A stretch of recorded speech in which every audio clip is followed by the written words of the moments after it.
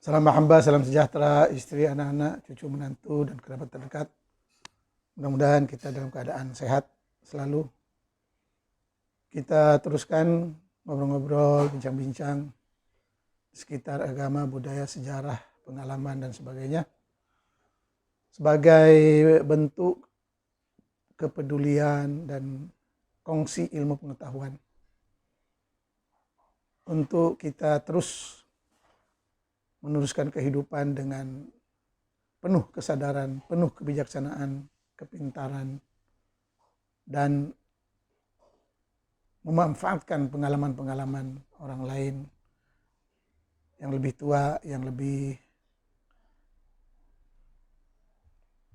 lama, dan terus menjalani kehidupan dengan belajar, mengajar, belajar, mengajar, dan mencari kebenaran.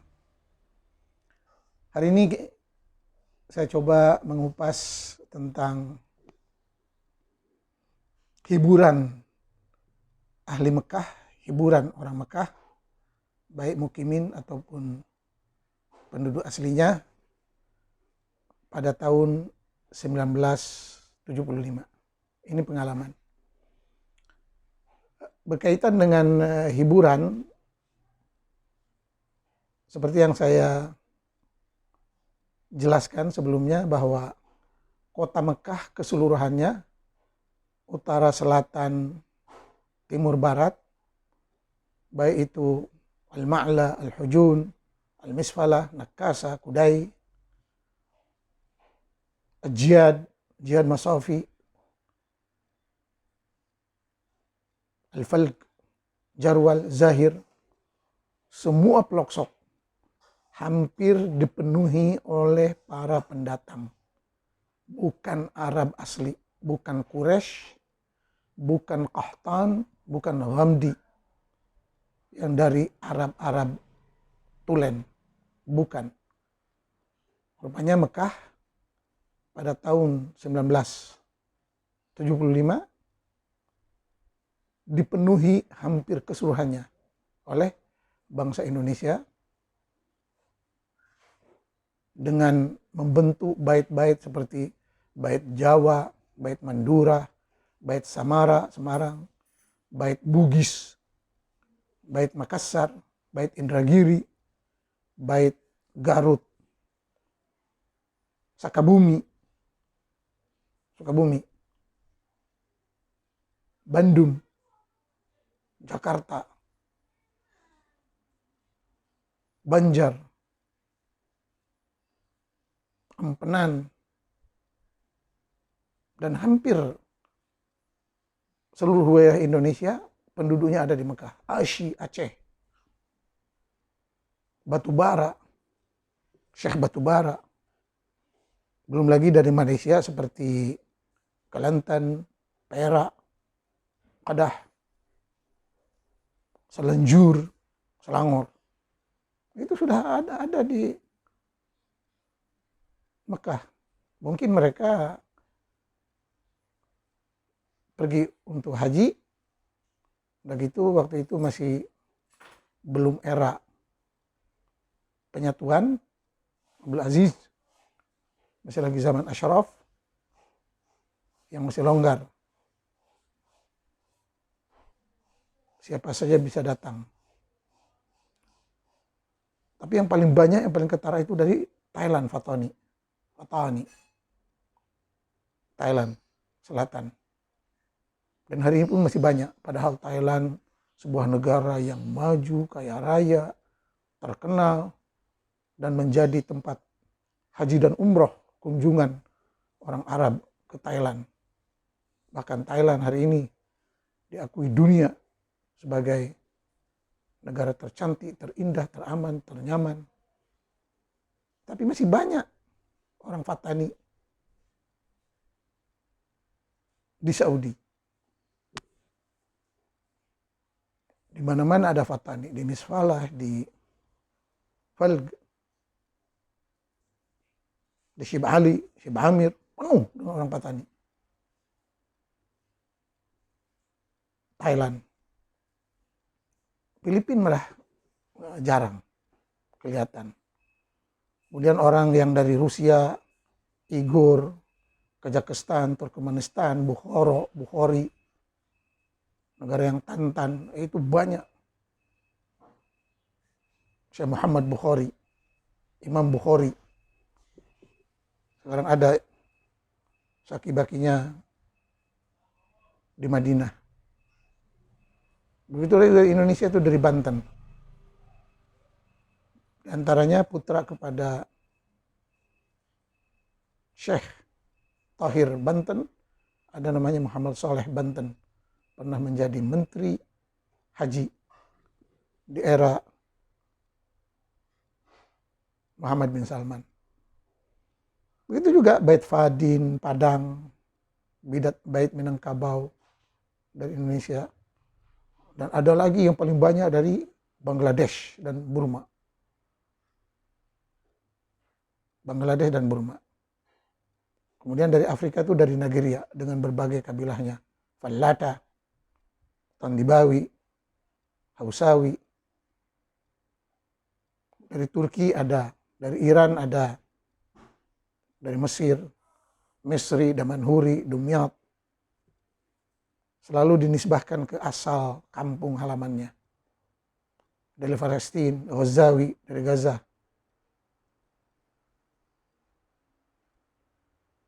Maqdisi, dari Baitul Maqdis. Ali Tontawi. Anehnya dia orang Suriah, Damsyik, tapi kakeknya dari Tonta, Mesir. Jadi Tontawi. Dari Yaman juga banyak. Bahkan Saudi memperlakukan bangsa Yaman, terutama Yaman Utara, dengan istimewa sekali. Al-Yamani itu, Zaki Yamani, Abdu Yamani, Yaman Utara. Tapi kalau Yaman Selatan, Hadramaut, banyak bermarga Ba Marduf, Ba Ubud, Ba Wazir. Semua Ba Khashwain, bin Daud, bin Ladin, Smith, bin Smith. Yang mana marga-marga ini banyak bercampur juga dengan marga Yahudi, bin Smith. Dan yang banyak hijrah ke Malaysia, Singapura, Indonesia, termasuk ke Filipina, Hadramaut, bukan Yaman Utara, Yaman Selatan, Hadramaut. Sebab dari nama pun Hadramaut memang negara yang menunjukkan ketandusan, kematian, kelaparan. Dan mereka paling banyak mengaku-ngaku cucu Nabi. Padahal sudah jelas. Quran mengatakan, maka Muhammadun aba ahadim mir rijalikum. Baca Quran. Muhammad tidak menjadi ayah kepada siapapun. Kalau dari Fatimah, ya Ali. Ali bin Abi Thalib. Dan katanya keluarga Ali bin Abi Thalib Bani Hashim itu merupakan Yahudi hitam. Itu kata sejarah. Yahud Sudan. Jadi seharusnya jangan ngaku cucu Nabi, cucu Ali lah. Itu panjang lagi ceritanya. Dari Pakistan, Pakistani, Belushi dari Afghanistan, Afghani dari Dagestan, campur aduk. Pokoknya Mekah itu sudah dibanjiri oleh pendatang, bukan Arab. Makanya waktu King Abdul Aziz minta dikumpulkan pembesar Mekah, setelah mereka kumpul, King Abdul Aziz yang asli Arab Najd melihat, oh rupanya kalian semuanya pendatang ya. Mana Quraisy? Mana Bani Umayyah? Nggak ada. Bani Umayyah itu sudah lama dibantai dalam peperangan antara Bani Umayyah dan Abbasiyah.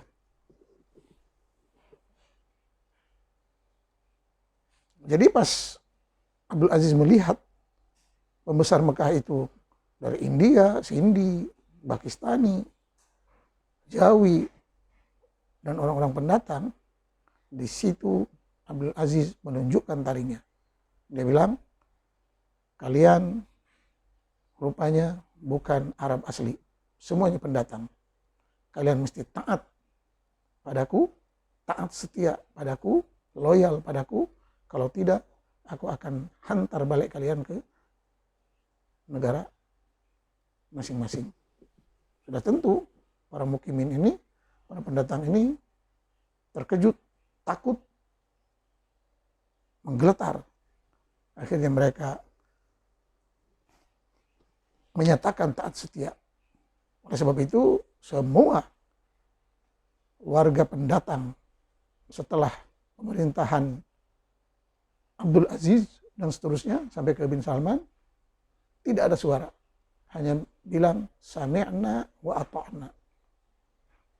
Sami'na wa ata'na. Kami dengar, kami setia. Padahal negara-negara mereka sekarang telah maju, kaya raya, hebat. Bahkan tahun 1975, waktu saya meninggalkan Indonesia, terkenang Indonesia waktu itu begitu maju, indah, sampai ke Saudi, di Jeddah, airportnya masih jelek, transportasinya masih jelek.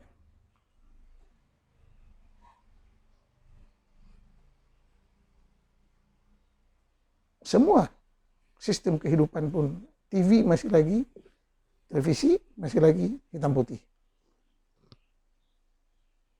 Dan para mukimin dan ahli Mekah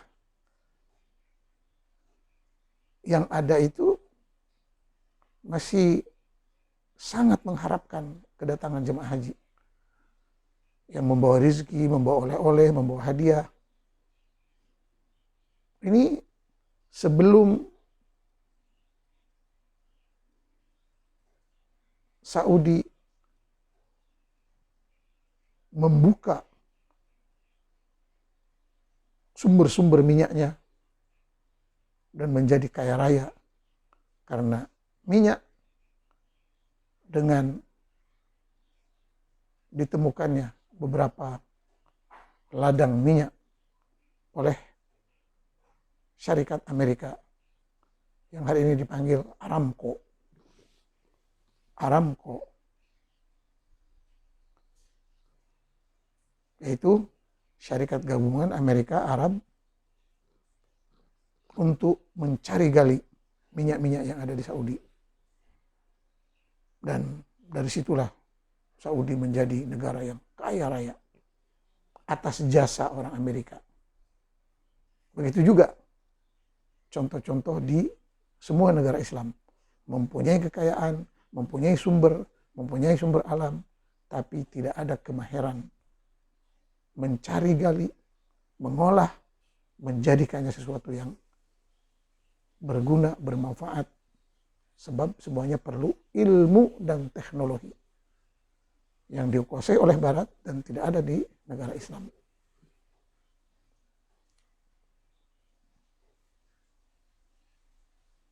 Dan tentang hiburan yang kita bahas, kebanyakan orang Mekah, mau dibilang Arab pun bukan Arab asli, ya, mualad lah. Jadi kebanyakan Arab Mekah itu yang asalnya orang asing,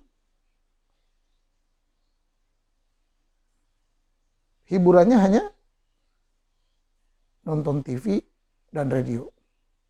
Dan kita sebagai mukimin nggak ada peluang untuk nonton TV. Kadang nonton TV itu di toko-toko pameran, toko-toko pameran elektronik, terutamanya yang ada di daerah Taibiyah. ataupun daerah yang dekat dengan Ma'la, antara Masjidil Haram ke Ma'la itu berjejer di situ kedai-kedai. Di samping ada kedai-kedai di sekitar Masjidil Haram, tapi kebanyakannya menjual emas dan kain. Tapi di ujung sana, antara Ma'la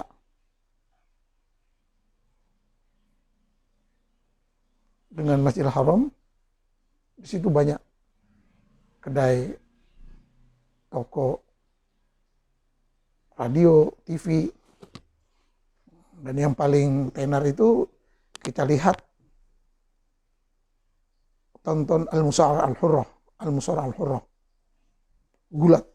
Oh, sampai sorak-sorak. Ataupun bola. Ataupun nyanyian. Ummu Kulsum, Talal Maddah, Muhammad Abdu. Cumanya kadang TV-TV hiburan nyanyian itu dilarang oleh Mutawe. Jangan keras-keras. Jadi kalau mau keras-keras itu di mana? Ya di rumah. Di rumah. Sampai satu waktu kita pergi ke Jabal Gubes.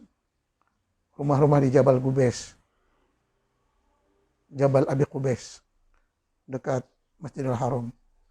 Dan di daerah-daerah Syekh Ali, Syekh Amir, Falag, Misfalah, kita dengar nyanyian India, nyanyian Yaman, bahkan dangdutan pun ada. Waktu itu biasalah. Penyanyi yang paling klasik yang selalu didengar itu Oma Irama. Oma. Belum lagi bertukar kepada Roma. Waktu itu Oma. Dangdutan Oma. Mansur S pun jarang. Sebab yang paling banyak itu penggemar Oma Irama di Mekah. Dengan suara-suara penyanyi Indonesia yang lama seperti Titi Kadi, yang lama-lama itu. Titik Sandora. Itu kita dengar di gang-gang Mekah. Sudah pasti yang memasangnya itu orang Indonesia, mukimin Indonesia.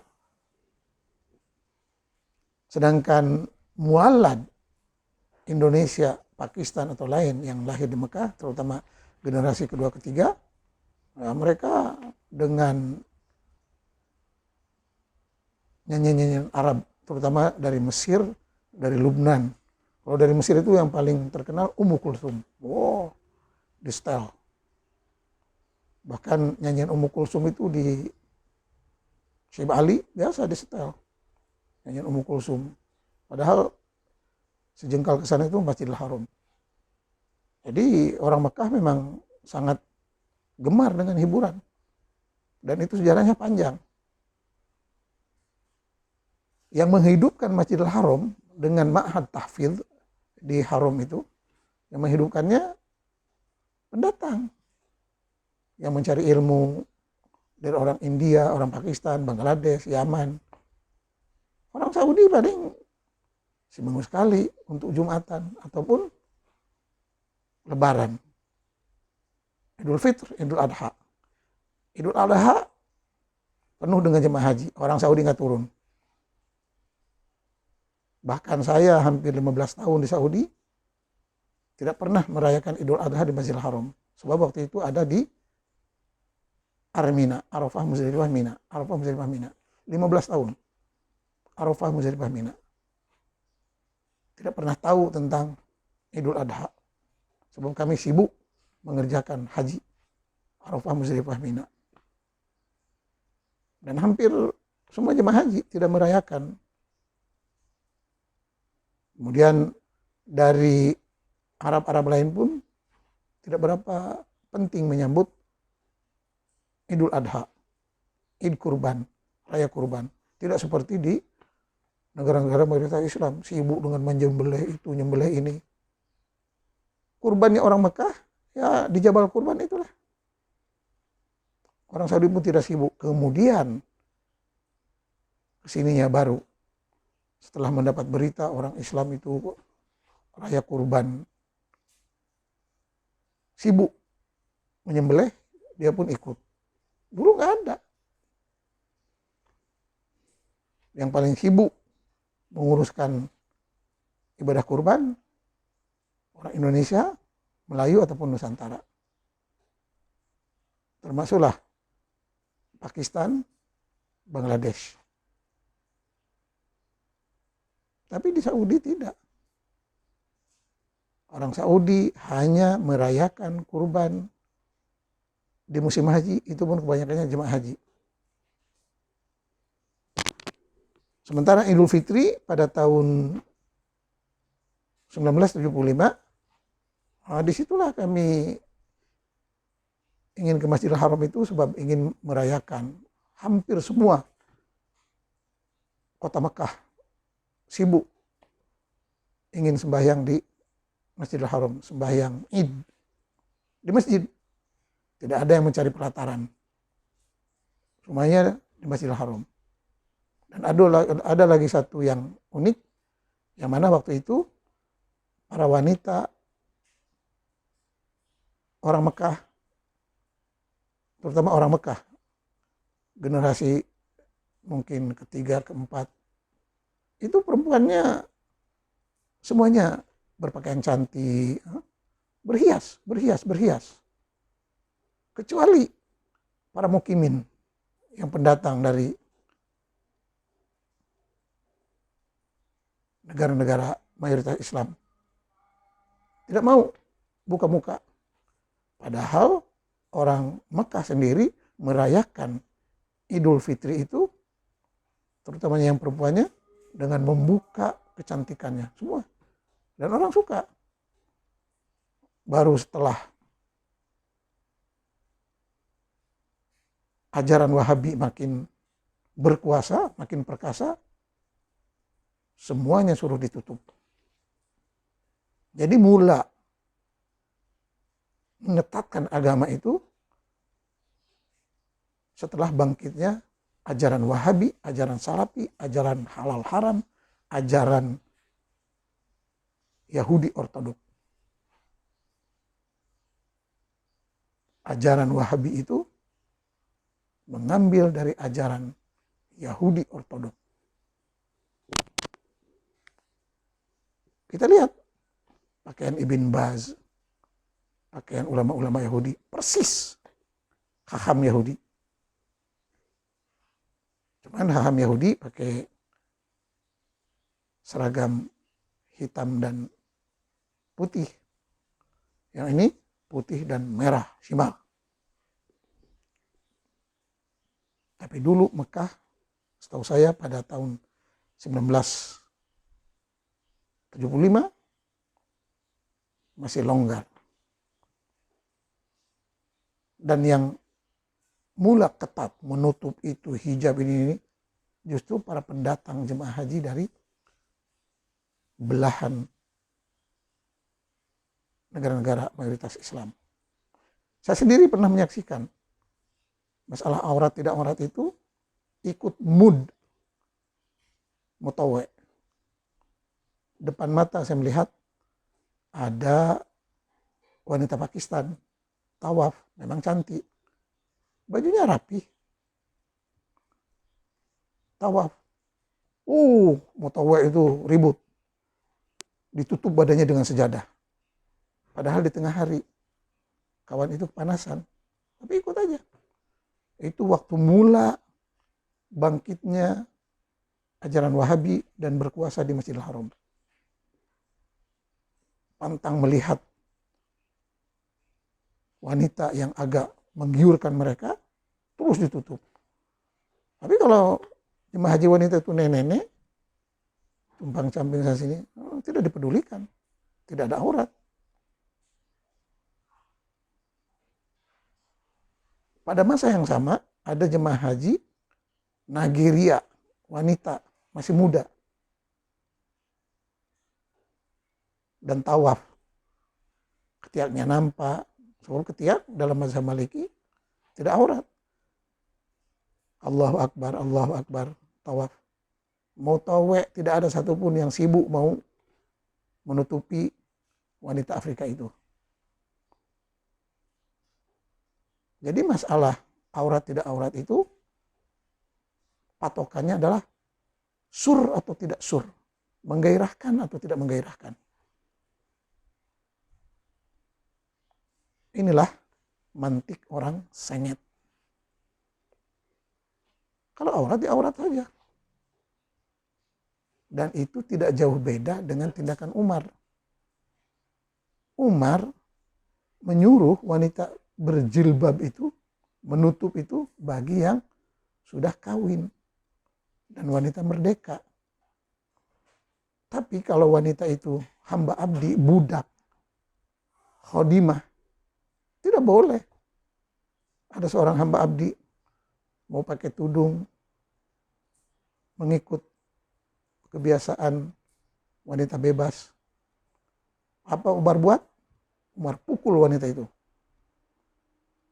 Buka jilbabmu. Engkau bukan wanita hurrah, bebas, tapi engkau jariyah. Bayangkan. Itu Umar. Sebab jariyah dalam budaya Arab, hamba abdi dalam budaya Arab, bisa dipergauli sesuka hati oleh siapa saja, di mana saja, kapan saja.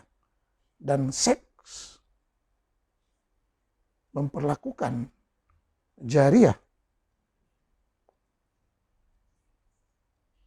digitukan, diginikan suka hati itu biasa. Maka dalam ayat pun jelas, illa ala azwajihim aw ma malakat aymanuhum, illa ala azwajihim aw ma malakat aymanuhum. Jadi ma malakat aymanuhum itu budak dari kalangan wanita, hasil rampasan perang, hasil beli, bisa diperlakukan apa-apa saja.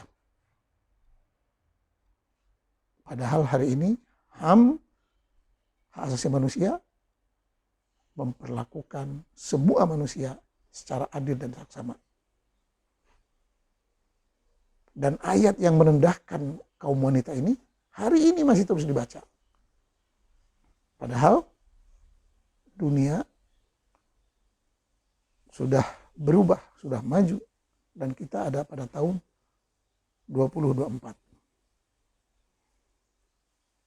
Jadi itu diantara hiburan-hiburan orang Mekah. Terus mukimin dan juga warga Mekah dari keturunan Indonesia terutamanya dan keturunan Fatani. Di antara hiburannya adalah pergi ke Arafah, ke Padang Arafah. Kalau bukan musim haji, pergi ke Padang Arafah. Sebab kawasannya lapang, walaupun banyak debu padang pasir. Jadi kami pergi itu selalunya hari Kamis dan Jumat. Sebab itu cuti. Apa yang kami lakukan di situ? Makan-makan, bakar-bakar, main bola, lari-lari. Bahkan ada orang Saudi itu sampai orang Saudi asal Fatani, orang Saudi asal Jawa, kebut-kebutan di situ.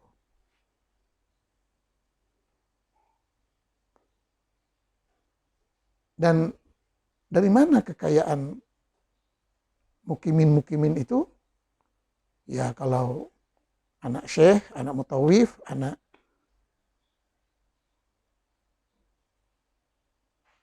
pemandu haji yang tiap tahun suka mengumpulkan jemaah haji, ya dari bayaran ongkos haji. Maka selalunya anak syekh itu, syekh ini, dulu namanya muzawir, tukang bantu ziarah, terus mutawif, tukang bantu tawaf, ajak doa, Dari mutawif pindah kepada asyikh. Di situ menjadi kacau. Ini syekh pandai ngaji atau syekh apa? Sedangkan konsep syekh itu syekhul Islam, syekhul ini. Lebih identik dengan orang yang menguasai ilmu agama. Padahal tidak begitu. Yang di Mekah dengan di Madinah itu hanya muzawwir.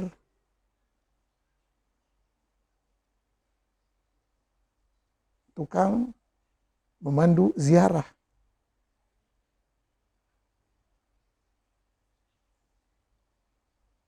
Yang mana kadang Syekh Mutawif Muzawir ini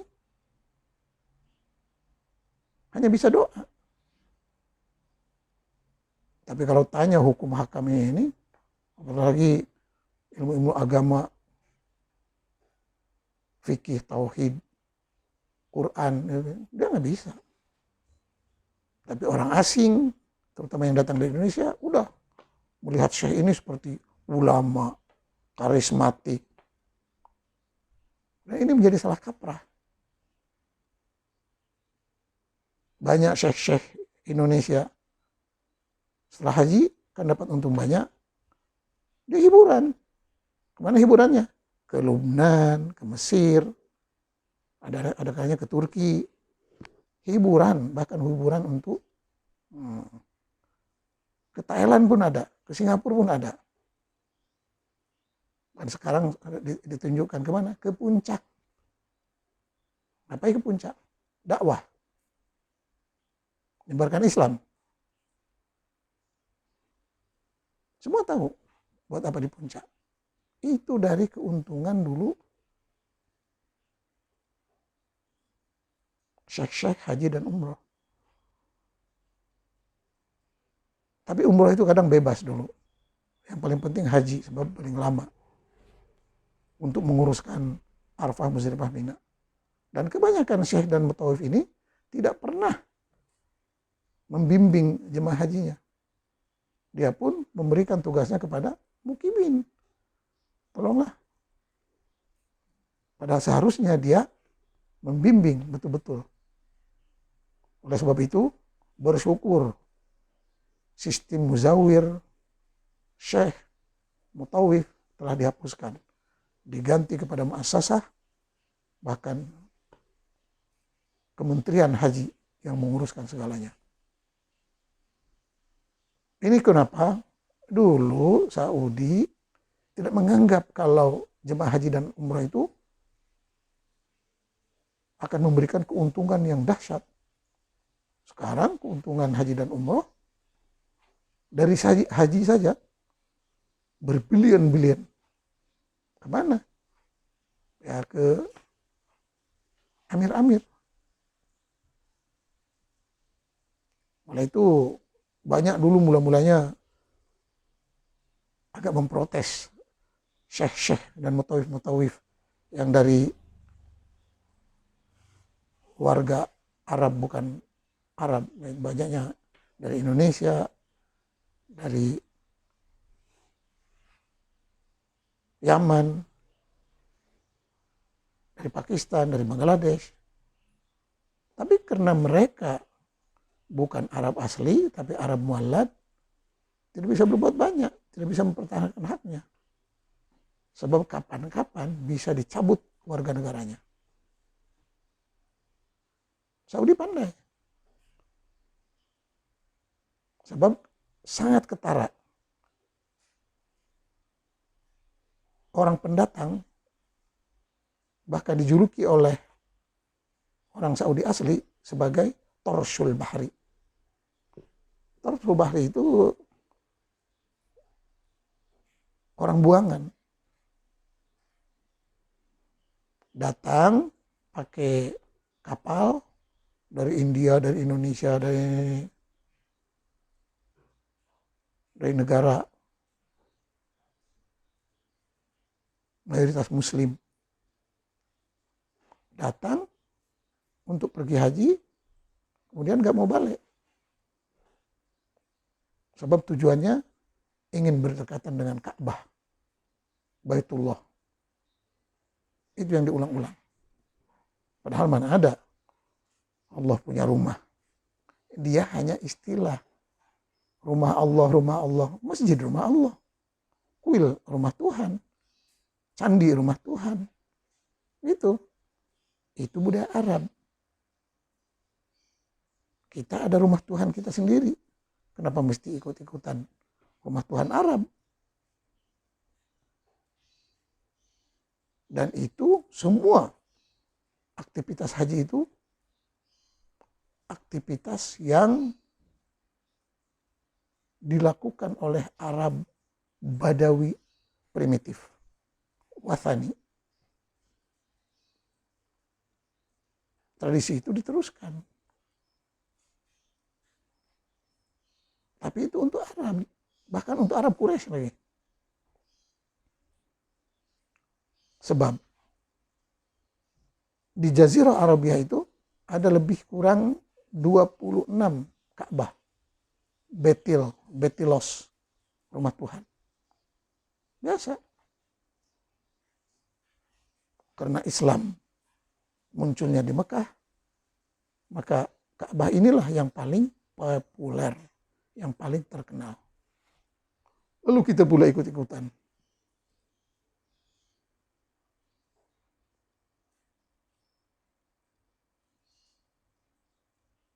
Dan kita ikut-ikutan berdasarkan Al-Quran. Yang mana Al-Quran itu sendiri kalau kita baca, pahami betul-betul, lebih menceritakan Bani Israel, memuji Bani Israel. Inna hadzal Qur'an yaqussu ala Bani Israel akthar. Ya Bani Israel adhkuru ni'mati allati an'amtu 'alaikum wa anni faddaltukum 'alal 'alamin. Bahkan Quran mengulang-ulang Bani Israel dengan tokoh-tokoh Bani Israel. Begitu ketara sekali. Nampak bahwa Quran itu produk tangan-tangan Bani Israel. Tapi kita tidak mau mengkajinya, membacanya. Hari ini ada kajian, Quran tidak bisa dipahami dengan jelas kalau kita tidak membaca Taurat. Sebab Quran hampir 90% semua ceritanya diambil dari Taurat.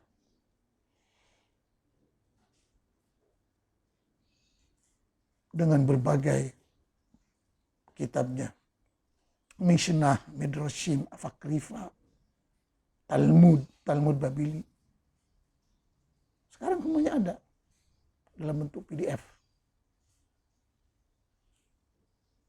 Bandingkan apa konten yang ada dalam Quran dengan isi cerita yang ada di Midrashim, Torah, Mishnah, Apokrifa, dan lain-lain. Kitab Yahudi. Ilmu sudah maju. Sadarlah kita. Jadi gitu. Arafah itu yang biasa dijadikan wukuf, tempat berhenti, sama orang Mekah itu dijadikan tempat rekreasi.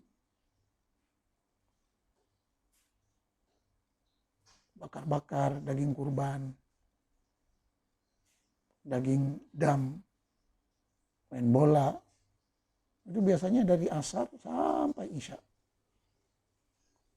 Satu lagi alasannya, waktu itu belum masuk air condition, AC. Belum ada AC. Jadi rumah itu, Allah, di Mekah itu panas. Siang malam panas. Kami kalau tidur malam di mana? Di sutuh. Di tingkat atas sekali. Sutuh. Sehingga masuk AC. Pelan-pelan baru kegiatan-kegiatan di luar dikurangkan. Kebanyakannya dalam rumah. Dengan udara AC. Siang malam digeder. Kemudian setelah teknologi makin berkembang, muncul AC yang terkini yaitu mukayyif general. Mukayyif general. Jadi AC general itu yang paling famous. Memang cuaca Mekah di luar dengan dipasang AC general terasa dingin dan betah di dalam rumah.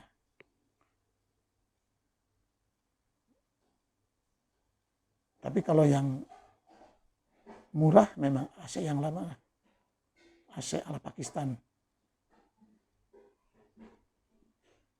Dan yang membuatnya pun orang Pakistan. Kebanyakannya orang Pakistan. Dari AC lama yang menggunakan kedinginan air. Diputar dengan kipas. Dan mula dengan tibanya jenis-jenis AC general yang makin canggih, di situ nampak masyarakat Saudi pelan-pelan makin makmur, makin kaya, makin hebat. Dan ditambah lagi orang Mekah yang mendapat suntikan dari keuntungan haji dan umroh makin kaya. Terutama pada era 80-an, 85 sudah tidak ada rakyat Saudi yang miskin. Sebab yang paling miskin pun sudah dikasih bantuan berkat adanya minyak. Jadi makin mewah. Dan kemewahan inilah mula tersebarnya hiburan ini yang paling parah, banjirnya film-film porno. Kebanjiran film-film porno. Hampir setiap rumah ada film porno dalam bentuk video. Bahkan untuk menghilangkan jejak kalau dia punya video porno, selalu bilang, kamu ada film Syekh Ali Tantawi. Itu Syekh Ali Tantawi itu ulama terkenal asal Suriah yang punya program di radio dan TV. Nurun ala Darb. Tentang dakwah. Nama Syekh itu dijadikannya untuk film-film video porno. Film Syekh Ali Tantawi. Ya udah kalau minta itu. Tolong pinjemlah video Syekh Ali Tantawi. Mula-mula kami tak paham apa Syekh Ali Tantawi. Rupanya film video porno. Ngeri. Dan di situ hampir semua. Tidak orang Makkah, tidak mukimin. Terutama mukimin yang pengangguran. Yang hanya ngaji secara serabutan, mocok-mocok di Masjidil Haram. Itu pun pilih-pilih. Sebab ketika itu pun Masjidil Haram hampir dikuasai oleh ulama Wahabi Saudi. Yang menolak ulama-ulama yang tidak sealiran dengan ulama Yahudi. Akhirnya pengajian Syekh Muhammad Al-Maliki pun dikeluarkan dari Masjidil Haram. Dengan cara pengajian Ibn Baz pakai speaker kuat-kuat. Habis mengganggu pengajian lain. Muhammad Al-Maliki diusir dari Masjidil Haram secara pelan-pelan. Begitu juga dengan pengajian syekh-syekh itu dan ini. Banyak Syekh Yamani, Ali Tantawi, sepintar Ali Tantawi tidak boleh ngajar di Masjidil Haram. Dia hanya di radio dan TV. Jadi pengajian di Masjidil Haram itu hampir dikuasai sepenuhnya oleh syekh-syekh Wahabi. Yang mana orang Indonesia dari doktrin awal, sebab kebanyakan Syafi'iyah tidak mau mendengar. Padahal banyak juga ajaran Wahabi itu yang baik. Bukan semuanya bertentangan. Dan orang Indonesia yang mau hidup, yang mau dapat gaji, ikut belajar di Ma'hadul Haram. Itu ma'had resmi, Ma'hadul Haram. Ya udah, saya ada kawan, pakaiannya Wahabi, tapi hatinya masih lagi Syafi'i. Kalau jumpa ketawa-ketawa. Sebab dia ngaji di Ma'hadul Haram, dapat gaji bulanan 800 ringgit. Sedangkan kami yang tidak mengikuti kajian Wahabi, habis mati kelaparan. Nggak ada gaji. Jadi penyebaran ajaran Wahabi ini jahat juga. Dia mewahabikan para pendatang dengan duit dan menyebarkan ajaran-ajaran Wahabi, terutama yang berpusat di Jami'ah Madinah Munawwarah. Itu khusus untuk markas Wahabi yang sekarang muridnya banyak dari Indonesia, dari Malaysia. Kalau sarjana yang keluar dari Jami'ah Al-Islamiyah Madinah Munawwarah, confirm 100% dia Wahabi. Dia Wahabi. Tapi kembali ke Indonesia, dia akan mengamalkan taqiyah Syiah. Nah itu munafik lagi. Sebab Wahabi tidak laku. Dan akhirnya di Saudi sendiri, ulama-ulama Wahabi yang tidak ikut kehendak Muhammad bin Salman yang sekuler, semuanya dicekal, ditewak, dipenjarakan. Bahkan kalau mau berkeras juga, masih berkeras juga, masih mengkritik pemerintah, dibunuh. Sebab ulama-ulama Wahabi inilah, ulama-ulama Salafi ini ya, ulama-ulama ortodok kolot, mau mengembalikan umat Islam ke belakang 1.500 tahun. Oleh sebab itu, Islam yang sejati tidak ada yang maju. Sebab dia cerminnya ke belakang. Sedangkan Muhammad bin Salman ingin perubahan, ingin pembaruan, ingin ikut Eropa dan Barat. Maka dibasmi dulu benarunya, yaitu ulama-ulama Salafi. Lihat hari ini ulama Salafi, katanya Salafi mau ikut Nabi, tapi masih pakai Facebook, pakai jam tangan, naik mobil, naik pesawat, main teknologi itu ini. Munafik, tidak konsisten. Padahal kalau mau ikut Nabi,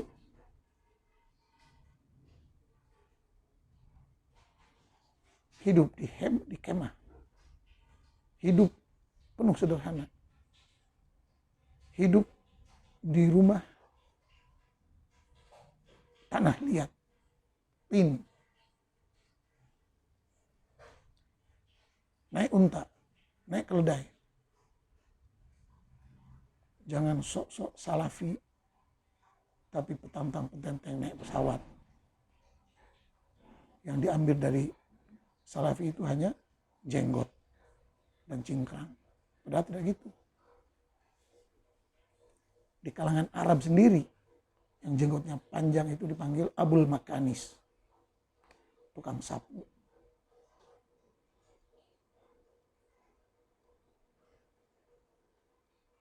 Lagipun siapa yang pernah melihat Nabi sebenarnya?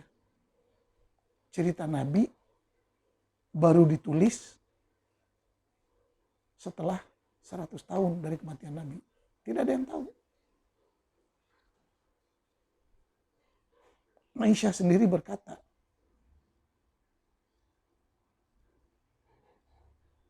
makna hadis Nabi di Madinah jelas. Tapi makna hadis Nabi setelah sampai ke Irak jadi berubah-ubah. Itu satu hadis. Oleh sebab itu hari ini kita nampak bukan satu Islam, tapi Islam banyak. Islam ala Saudi, Islam ala Wahabi, Islam ala Mesir, Islam ala Maroko, Islam ala Yaman, Islam ala Houthi, Islam Nusantara, Islam Brunei, Islam Malaysia, Islam India, Islam Turki, lain-lain. Semuanya ngaku Islam.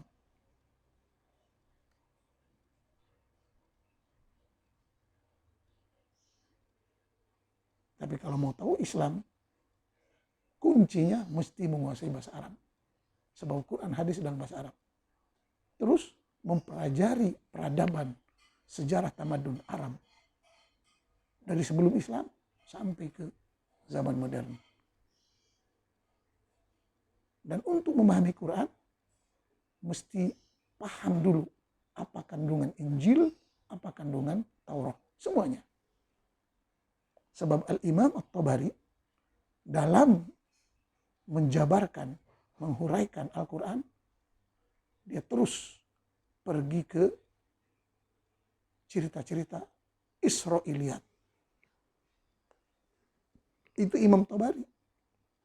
Siapa kita mau mengalahkan Imam Tabari? Oleh sebab itu, jangan fanatik. Kita lihat Islam di Mekah bagaimana, sejarah Islam bagaimana. Yang penting dalam hidup ini, jadi orang baik, berbuat baik, sebarkan kebaikan, dan jadilah orang yang bahagia. Cinta sesama manusia. Bukan karena ajaran yang tidak jelas, terus kita mengkafir-kafirkan orang yang tidak sealiran. Kalau hanya mengkafirkan dan diam, itu masih ringan. Tapi setelah mengkafirkan itu, menghalalkan darahnya.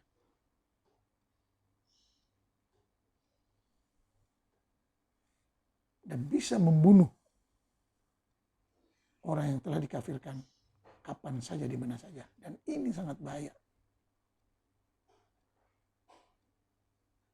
Orang-orang yang mengkafirkan orang lain adalah dia telah menghalalkan untuk membunuh orang itu. Maka orang yang suka mengkafirkan mesti cepat dilaporkan dan ditangkap. Sebab ini orang berbahaya. Dan kita hari ini mendengar penganut Sunni mengkafirkan Syiah, Syiah mengkafirkan Sunni, terus. Tapi pemerintah diam. Tidak berbuat apa-apa dengan gejala ini. Ini sangat bahaya. Jadi antara usaha untuk mencegah saling mengkafirkan, memberi kesadaran tentang asal-usul agama ini. Dan siapa penganutnya. Yang betul-betul paham. Itu di Mekah. Hiburan yang bermacam-macam.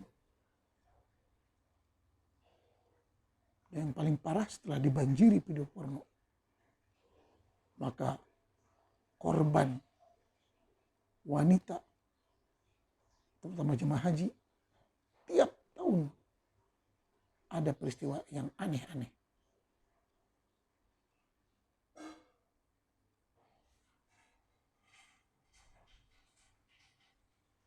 Dan kejadian ini diceritakan oleh jemaah haji dari Mesir, dari Indonesia,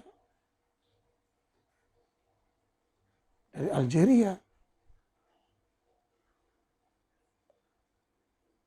Oleh karena umat Islam masih lagi terbius dengan Ka'bah. Oh, itu tanah suci, oh ini. jangan gitu, jangan ini. Hari ini ditunjukkan. Ada video, banyak video.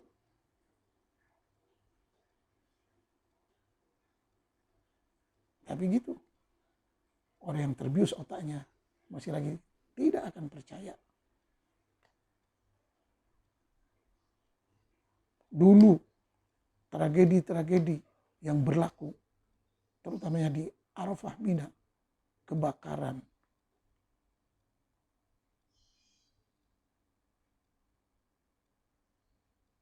di sekitar Masjidil Haram, jatuh keren. Dan yang paling dahsyat, korban Al-Mu'aisim. Cari di YouTube, korban Al-Mu'aisim, bencana Al-Mu'aisim, di mana tiba-tiba terowongan Al-Mu'aisim di Mina, ada yang mematikan AC dan lampunya. Jemaah haji yang ada di terowongan itu beribu-ribu merasa kepanasan, sesak, dan ramai-ramai keluar, dan yang berlaku terinjak-injak. Sehingga jemaah haji itu diangkut dengan bulldozer. Banyak yang menangis, tapi petugas haji hanya bilang, sabar, sabar, sabar. Manusia masih hidup, cuman pingsan karena kesesakan. Diangkut pakai bulldozer. Ada yang mati terus, ada yang hidup lagi. Sangat tidak manusiawi, sangat tidak menghargai nyawa manusia. Sebab memang yang pergi haji dan umrah itu dari dulu sudah menganggap dirinya itu akan mati. Makanya diazanin. Perjalanan haji dan umrah dari dulu, resikonya adalah nyawa. Dan tidak ada asuransi. Begitulah murahnya nyawa umat Islam. Gara-gara agama, gara-gara iman yang buta.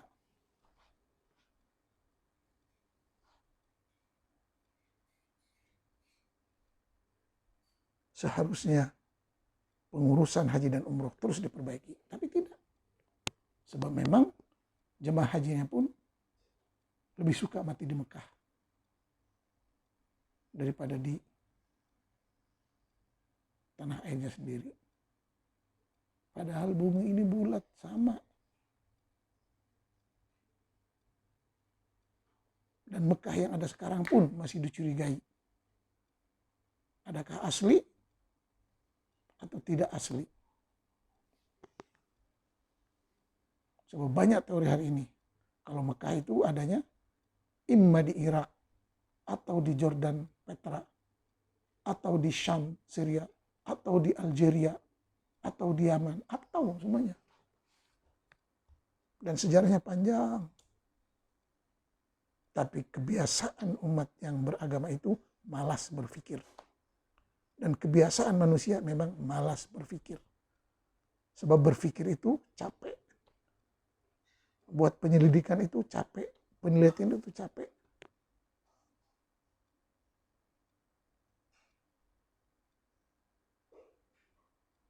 Bahkan ada seorang yang bertanya kepada seorang yang bijaksana, bagaimana kita ingin mengetahui Islam yang sebenar? Jawabannya, Iqra wa bahats bi nafsik.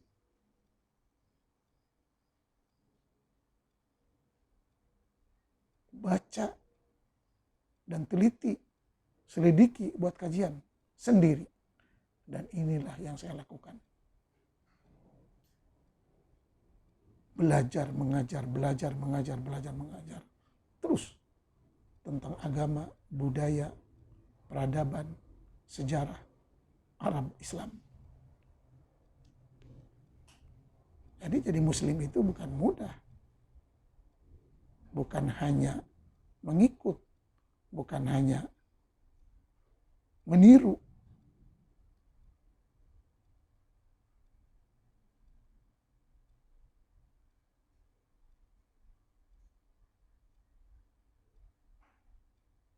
Bahkan ada cerita dalam Quran mengatakan banyak orang yang ikut-ikutan dan salah, akhirnya dihumbankan ke neraka, dimasukkan ke neraka.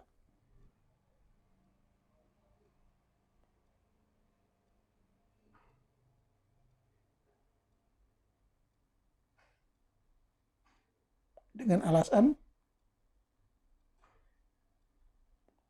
ata'na sadatana wa kubara'ana fa'adalluna sabila.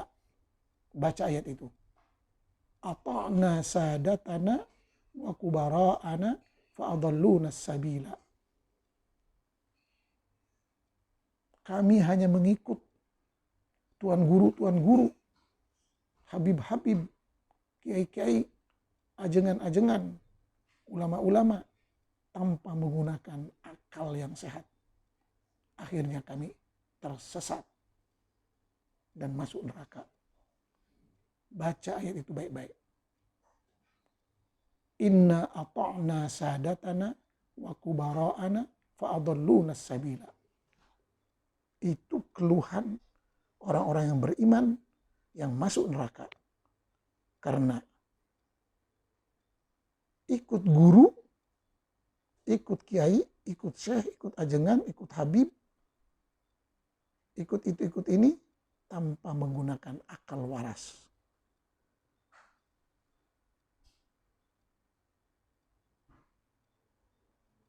Sedangkan Quran menyatakan wa kulluhum atihi yaumal qiyamati farda. Semua akan dihisab sendiri-sendiri. Tidak ada backing, tidak ada itu, tidak ada ini. Bahkan Nabi sendiri berkata, "Qul inni la amliku lakum darran wala rasyada." Aku tidak bisa bermanfaat bagimu atau memberikan hidayah. Tidak.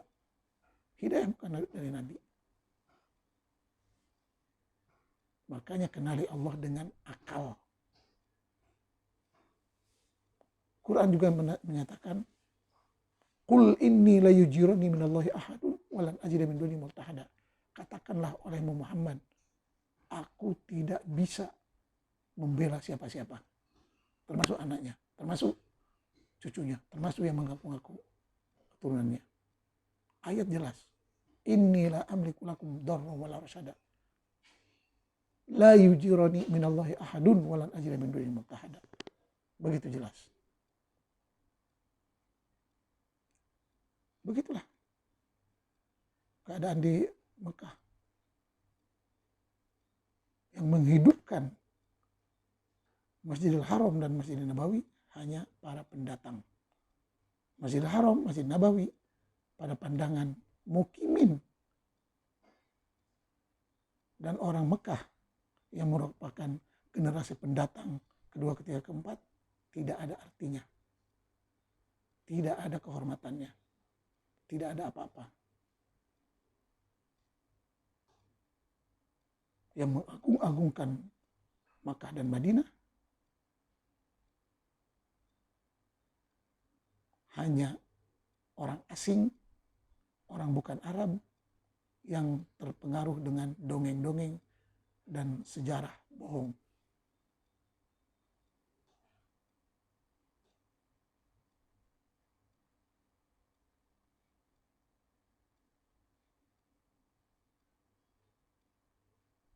Itulah sedikit sebanyak cerita tentang kesenian, belum lagi fenomena-fenomena pada era 1975. Saya ingat lagi waktu peralihan kekuasaan dari King Khalid ke King Fahad. Begitu juga dari King Faisal ke King Khalid. Itu Mekah pesta besar-besaran. Sekitar Mekah itu pesta besar-besaran. Tiap-tiap omdah, tiap-tiap kelurahan mengadakan pesta, terutamanya gambusan.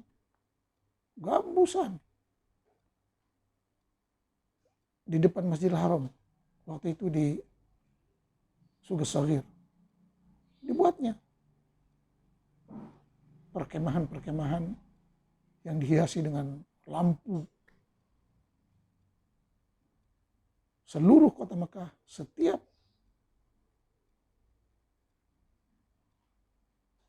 kelurahan Mekah, umdah ini mengadakan pesta. Pesta itu apa? Nyanyian, gambusan. Dengan dihadiri terutamanya oleh warga Mekah asli. Kita mukimin yang pendatang itu hanya nonton aja. Hanya merasa aneh. Main gambus, main gitar dengan tabla, dangdung, nyanyi.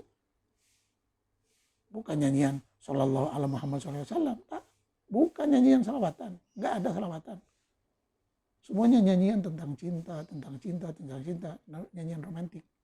Di sekeliling Mekah. Di depan Masjidil Haram. Kemudian nari-nari. Tapi semuanya lelaki. Yang perempuan hanya tengok dari atas rumah. Itu sebelum mengganasnya ajaran Wahabi. Setelah mengganasnya ajaran Wahabi, semua hiburan-hiburan itu ditiadakan.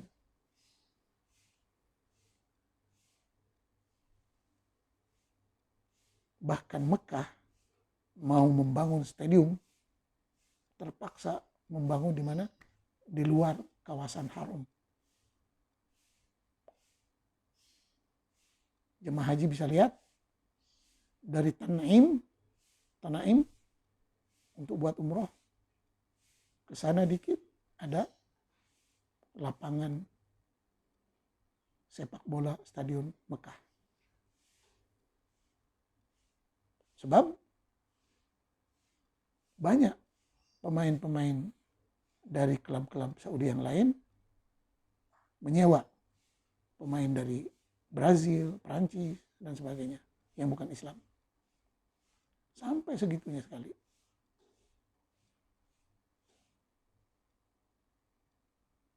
Orangnya tidak boleh masuk, non-muslim, tapi produknya, mobil buatan Jepang, mobil buatan ini, TV buatan Jepang, buatan orang ateis, semuanya dinikmati. Di mana otaknya? Bahkan kontraktor, para pekerja yang memperbaiki Ka'bah, yang memperbaiki bangunan Ka'bah, yang memperbaiki Masjidil Haram, pasang itu, pasang ini, semuanya. Teknologi Jerman, teknologi Jepang, teknologi Korea, teknologi Cina. Itu tidak dipertanyakan. Oh, itu kan darurat. Terowongan-terowongan yang ada di Mekah, semuanya bukan buatan malaikat, bukan buatan Allah. Teknologi kafir. Kan aneh. Pikirnya Mekah canggih dengan tangan Allah, tangan Jibril. Tidak ada. Semua tangan manusia. Dan biar Mekah itu menjadi hebat, dipasang banyak-banyak lampu. Ya iyalah. Kalau lampu yang sama dipasang di mana-mana kampung, jadilah surga. Tapi itu semuanya duit siapa? Jemaah haji umroh. Haji umroh. Jadi haji umroh itu bisnis. Maka muncullah hari ini ada haji umroh plus. Dengan layanan hotel, dengan layanan itu dan ini. Padahal kata Quran, wa'adzin fin nasi bil haji ya'tuka rijalau wa ala kulli dhamirin. Baca ayat ini. Wa'adzin fin nasi bil haji ya'tuka rijalau wa ala kulli dhamirin. Haji hanya bisa ditempuh oleh jalan kaki dan naik unta. Jalan kaki dan naik unta. Naik kapal, naik mobil, naik lain, bid'ah. Gak usah cari alasan. Itu Quran. Lagipun dari awal lagi dijelaskan, man istata'a ilaihi sabila. Bagi yang berkemampuan. Bisa saja dana haji dan umroh itu dikumpulkan untuk buat rumah sakit, untuk buat pabrik, untuk buat sekolah, untuk buat pabrik makanan, industri itu ini. Tapi tidak. Semuanya diserahkan untuk Allah, untuk Baitullah. Habis.